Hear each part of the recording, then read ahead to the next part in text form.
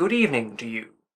This is a ghost story. In my youth I was sometimes called upon to exercise my skills as a detective, usually when the others all had better things to do. On one memorable occasion, I was asked to investigate a haunting in a small village on the coast of England.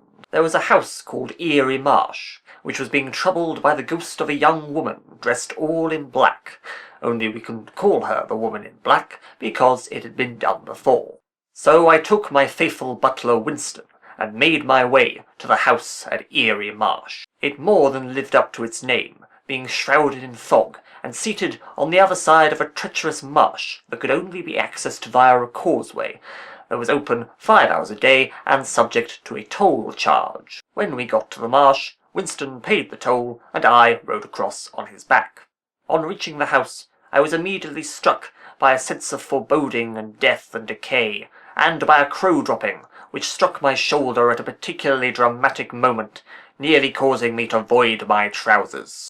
We walked past the graveyard with the newly dug grave that had my name on it, past the sign saying, "Please, please turn back, you have no idea what's in this place," until finally we reached the door of the house. On this door someone had helpfully graffitied, "If you go into this house, you are totally crazy." Not being one to be deterred by superstition, or indeed common sense, I went and knocked loudly on the door, at which point it opened of its own accord with a loud, ominous creak. On crossing the threshold, I was immediately struck by the terrifying and slightly surreal sight of a rocking chair, rocking back and forth of its own accord, as if recently abandoned by a mysterious occupant. I suppose you'll try to tell me it was the wind or some animal or some other sensible explanation, but I knew better, and I had come up with a plan.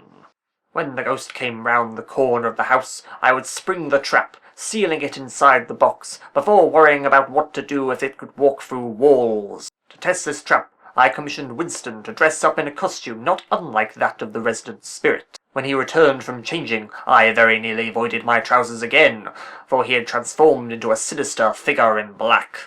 I directed him to stand underneath the wooden box, for what ghost would resist the opportunity to assist an amateur detective by simply standing there waiting to be captured? It was at this point that my trousers were well and truly voided, for who should come up behind me but Winston, dressed in a very badly fitting black dress and looking like a pantomime dame in mourning.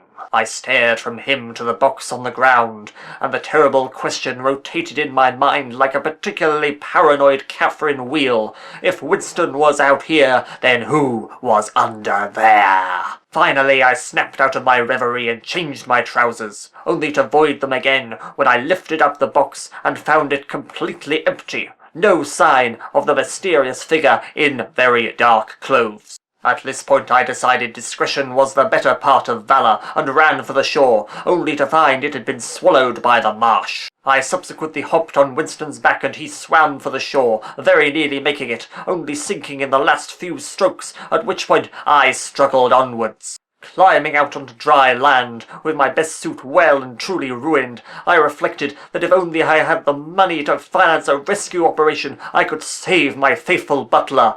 But actually it was just cheaper to hire a new one. Good night.